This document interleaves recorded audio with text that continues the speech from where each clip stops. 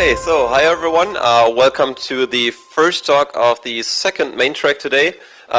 Today we are Furquan talking about reusability in coreboot and a bit of a tale about it. So please give a big round of applause and enjoy. Thank you. Good afternoon, everyone. My name is Furquan Shaikh, and I'm here to narrate a tale of reusability in coreboot. A little about myself. I work for Google in the Chrome OS firmware team.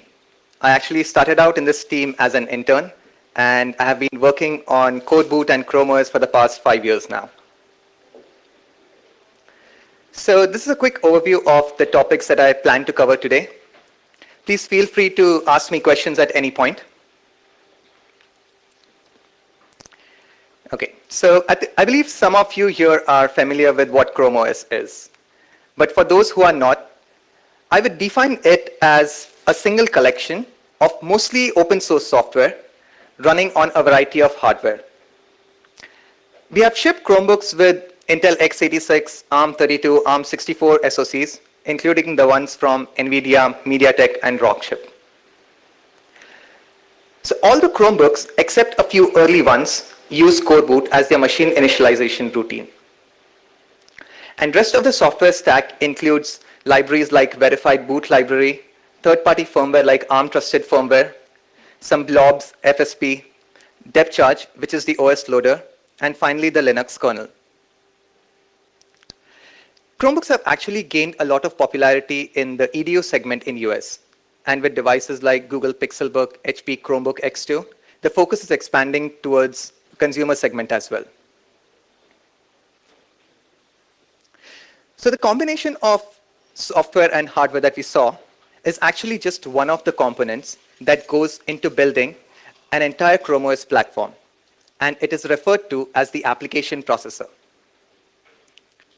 Apart from the application processor, there are a number of different controllers like the embedded controller, TCPC, PMIC, and a variety of peripherals like keyboard, touchscreen, trackpad, and more. This might actually look familiar to some of you since it is similar to any typical computing platform. The model that Chrome OS follows for all of its platforms looks something like this. So the Chrome OS team at Google designs a reference platform using the components that we saw before.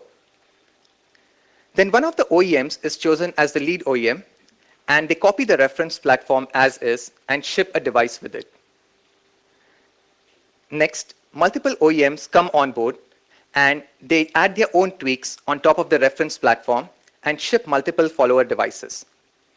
Now, even though there is a single block shown for each OEM device, there could be multiple SKUs here, like convertible versus clamshell SKU, touchscreen versus non-touchscreen, different memory SKUs, or different storage SKUs. One example of this model is GLaDOS. So the reference platform GLaDOS was designed using Intel Skylake SoC. The lead OEM shipped Shell using GLaDOS, and different OEMs shipped devices like Caroline and Cave. A better example of this model is actually Reef. The reference platform Reef was designed using Intel Apollo Lake SoC. The lead OEM shipped Reef as is, and various OEMs later shipped on follower devices like Nasher, Pyro, SAN, and Snappy. Another example of this model is Coral. But Coral was special in a number of ways. One of the unique things about Coral was that, since it was a refresh device based on Intel Apollo Lake SoC, it derived from the same reference platform Reef. And Coral itself was never shipped, but instead, multiple follower OEM devices were shipped like Astronaut, Robo, Nasher, etc. The other unique thing about Coral is that all the OEM devices shipped with a single unified firmware image. That is, a single firmware image was used on all the OEM devices from this family. Now, this approach had its own advantages and disadvantages, and we'll take a look at that later. Finally, the most recent platform is Octopus. Here we have two reference platforms, YORP and BIP, which allows the OEMs to have a wider selection of components and multiple OEM devices like Phaser, Meep, Fleeks, and Boba. But you must be wondering that this story was supposed to be about coreboot, and all I have been doing is talking to you about Chrome OS. Actually, it is important to know the background here in order to understand the decisions that were taken within coreboot. So let's rewind back and first take a look at the objectives that we are trying to achieve. The first objective is faster time to market. So OEMs would like to ship devices as soon as possible. They would like to have more flexibility with respect to component selection. Obviously, we would like to avoid duplication of work within the software stack. This kind of ties in with our first example of being able to ship devices as soon as possible. So anytime a new device has to be added to the same family, you'd want to make use of the existing infrastructure. Next is making the whole process manageable for everyone. This includes the electrical engineers who are designing the hardware, software engineers who are designing the firmware and the OS, for the OEMs and ODMs to actually ship devices, and even for the test team to be able to validate these devices. And finally, making the whole process scalable so that you're able to ship more and more devices each and every year. So let's see how these objectives are being achieved using the same platforms that we saw before. The first example was GLaDOS. On the left is the hardware view of the platform, and on the right is the software or firmware view. By firmware, I basically mean the BIOS, or more specifically, coreboot in this case. Here, each OEM device got its own firmware. Now, as you see on the hardware side, there is a clear hierarchy or like reusability, since all the different devices are based on the same reference platform, GLaDOS. But on the firmware side, apart from the common block 1, which is the Arch SoC library code, there was no sharing at the mainboard level, even though they were all derived from the same reference platform. One of the files that was very commonly duplicated across different boards was the mainboard.asl file. Mainboard.asl basically allowed you to describe different devices that are present on a platform, like touchscreen device, trackpad device, TPM device. So here's an example of mainboard.asl file from GLaDOS, Shell, and Caroline respectively. It specifically highlights the touchscreen device node. So if you observe closely, the entire device node, or most of the device node, looks similar across the different boards. And there are just a very few differences, like the HID, which is actually used by the kernel driver to identify the device, the device descriptor, the I2C address for the device, and the touchscreen IRQ, basically the ones highlighted in red. And this duplication was present not just for the touchscreen node, but for all the other devices as well. And it was not restricted to GLaDOS. We had a number of boards which did the same thing. In order to fix this duplication, SSDT generation was added to coreboot. So SSDT generation basically allows runtime addition of device nodes to ACPI SSDT based on the device tree properties. It basically relieves the developers from hectic task of having to define all these device nodes in ACPI source language. ASL is not that difficult to learn, but for a newcomer, it could take some time. So the underlying idea here is that a driver in RAM stage would be responsible for generation of these nodes at runtime. You can find some examples under I2C generic, SPI ACPI, or generic GPIO keys. But these generators are not limited to just drivers. You can also use them for like CPU node generation, PCI device generation, and more. A good way to locate these generators is by doing a grep for ACPI fill SSDT generator in coreboot sources. It is basically the callback that is used for the table generation. Now, using this SSDT generation, the same touchscreen device node can be described using the block on the right, where you just have to indicate what driver is to be used, in this case, the driver's I2C generic, and the same properties that were different among different devices, like the HID, descriptor, the IRQ, and the I2C. This SSDT generation has since been used on all the older as well as new platforms that are being added to coreboot.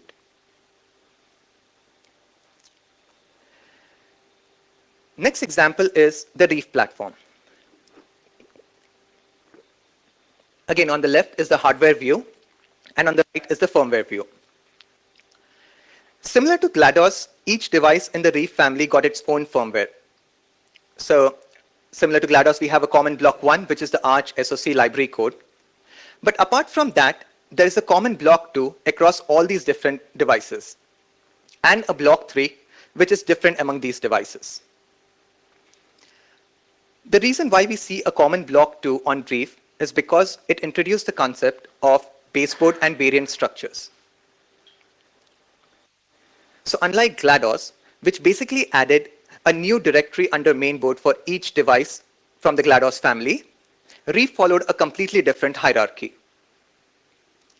The underlying idea here is that the different devices that belong to the same family require similar initialization and device logic. So all of this common code can be placed under a baseboard directory. And only the things that differ across these different devices can go under variant-specific directories. So we have a single directory Reef under mainboard Google, and under variants we have a baseboard, which would be most of the common code, and then different directories for the different variants. This actually takes us a step closer to a data-driven approach, where common code is doing all the work for you, and the variant-specific code or data is providing just the information that is required by the common code to do its work. So because of this, the common block 2 that we saw earlier was the baseboard-specific code that is common across all the different devices in this family, and the block 3 is the variant-specific code and data.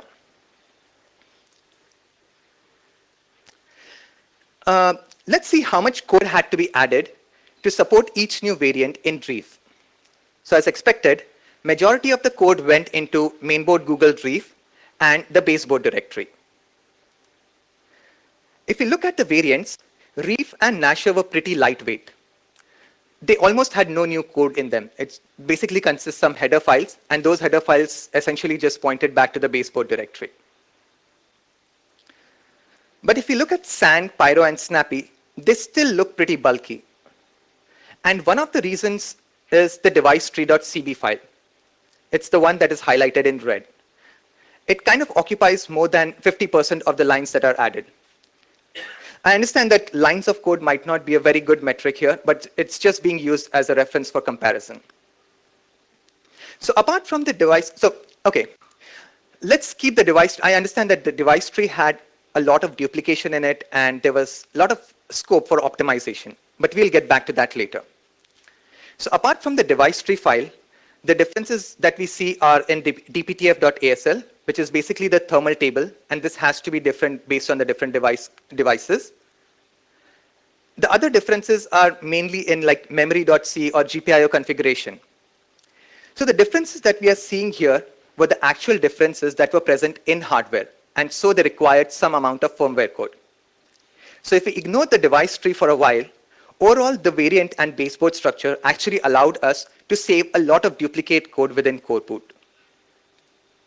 The baseboard and variant structure has since been used for all the new platforms that are being added, and also some of the older platforms have been migrated to this structure. Our next platform is Coral. As I mentioned before, Coral was special in a number of ways. And one of the unique things about Coral was that it shipped using a single unified firmware image. That is, all the devices had the same firmware image. So what we see here is the devices from this family have common block 1, 2, and 3. So there's no difference among them. This approach obviously had its own positives and negatives. Positives because it reduced the amount of work that was required on the firmware development front. Obviously, we could use OEM IDs and SKU IDs to distinguish between these devices at runtime. But it also had its own disadvantages. Disadvantages for the OEMs because it restricted them to the number of components or the components that they could actually use on their own device, and to the test team, because any time a new firmware had to be released for any one device, it had to be validated on the entire pool of devices. This is actually a very good example which shows us that reusability might not always be beneficial, or it might actually not help us achieve the objectives that we saw earlier. So we need to find a fine line between achieving the objective of reusability and reducing the effort or achieving the other objectives. So based on our learnings from other platforms, here is the most recent platform, Octopus. Octopus moved back to using a different firmware image for each OEM device. So you see that there's a common block 1, 2, but block 3 is different among these devices. Here we have two reference platforms, YORT and BIP, which allows the OEMs to have a wider selection of components. They can do a mix and match of different components from the reference platform. It also uses all the features that we saw earlier, like SSDT generation and the baseboard and variant structure. If you notice carefully, the block 2 on Octopus is slightly bigger or larger than the block that we saw on Reef. And one of the reasons for this is the same problem that we identified earlier regarding device tree duplication. So let's go back to the Reef example and look at what the problem with device trees was. So these are the same three variants, Sand, Pyro, and Snappy. And on the left, you can see that even though the files were like more than 200 lines, the actual differences between these device trees was less than 35% or even less than 10% in some cases. So in case of Sand, even though the file was like 230 lines, the actual difference was just 16 lines. In order to fix this issue of duplication, sconfig utility, which is used to basically generate the static.c file from device trees, was updated to allow variants to specify an override tree. What this does is, it basically applies the variant-specific overrides on top of the properties that are already provided by the base device tree. Obviously, there are certain rules that need to be used for overriding. So if a property is present in both the base tree and the override tree, then the one from the override tree gets precedence. If it is present in only one tree, then that's the one that's used. If a device is present in the override tree, then it gets added to the appropriate parent in the base tree. If the base parent already had some children, then this new device gets added as a sibling of those children. Enabling of this override device tree is as simple as basically just setting the override device tree config to point to the variants tree and setting the required properties and device info, which is specific to this variant in that tree. The sconfig utility will basically walk through the base tree and the override tree in lockstep fashion, applying the properties and device nodes as appropriate. A good example of how device trees can be used can be found under Octopus. So that is the reason why we basically have a bigger common block 2, where we are able to use more common code across these different variants from the same family.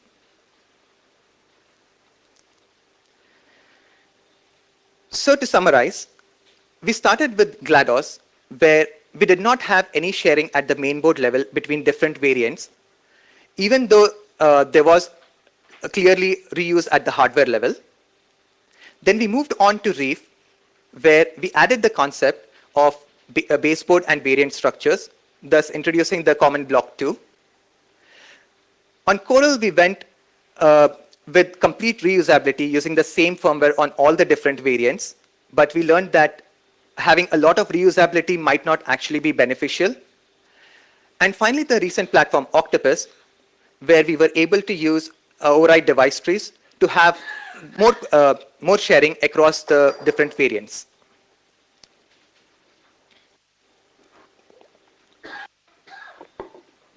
So what's next?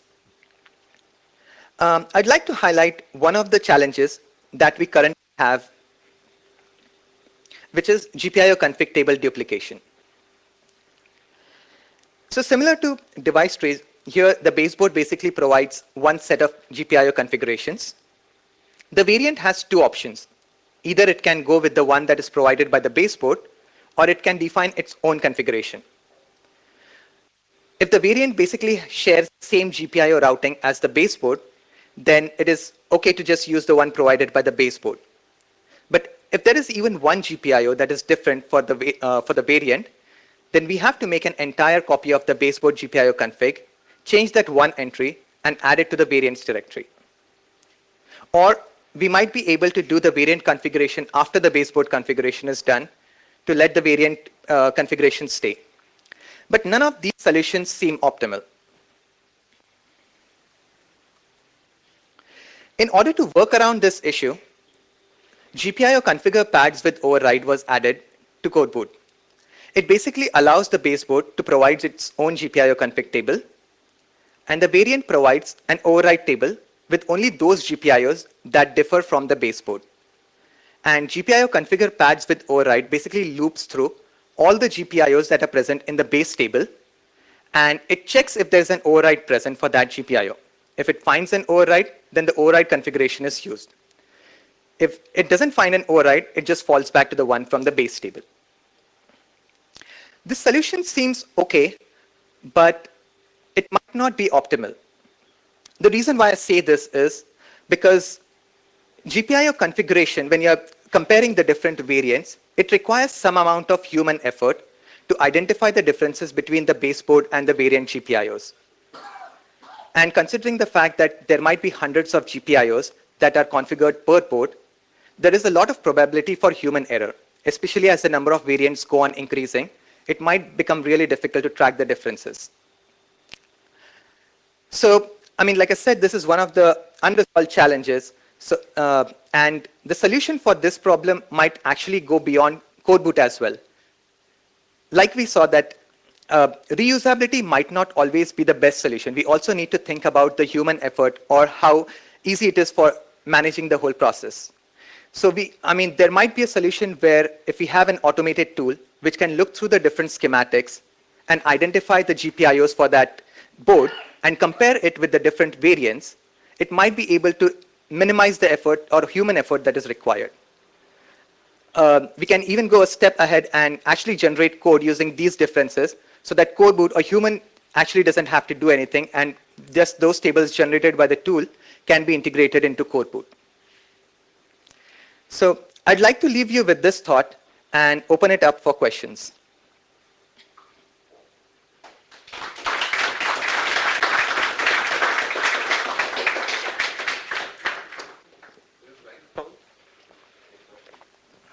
Sorry? Yeah, hi.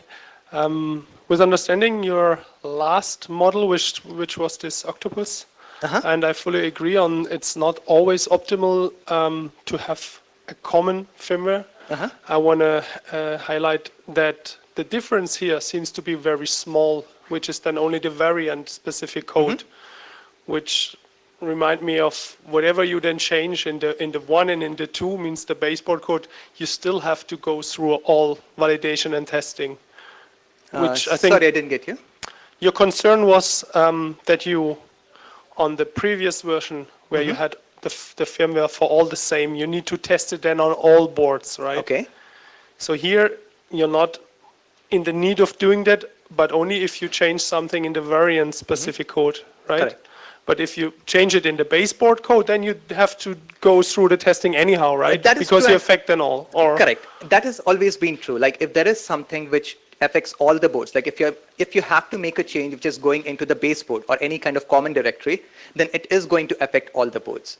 But I mean, consider this case where device A has certain bug, and we had to fix something specifically for that device. That won't affect any other device. But in case of a single unified firmware image, even that change or unrelated changes for a particular device would also affect all the other devices from that same family. Understood, yeah. Okay, thanks. Thank you.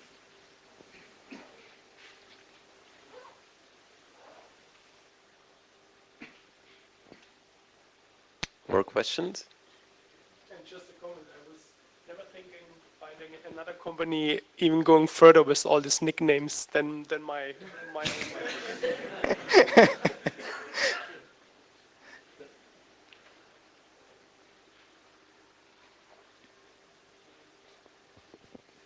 So can you put numbers on how many different vendors and variants and products your team supports in a year? Just to kind of give us a better idea of the scale of how this reusability helps ship Chromebooks. So if you consider, so is this like per platform that you're considering? Both. So for every single platform, we might have anywhere between like 4 to 7 OEMs, and there could be like at least 3 to 4 platforms shipping every year, so at least in development every year. So 4 into...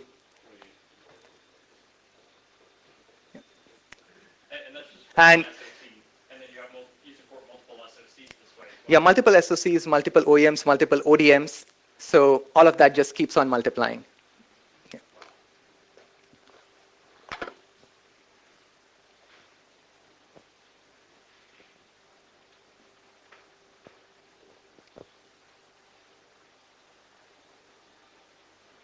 Okay, I guess that's it. Thank you. Thank you again.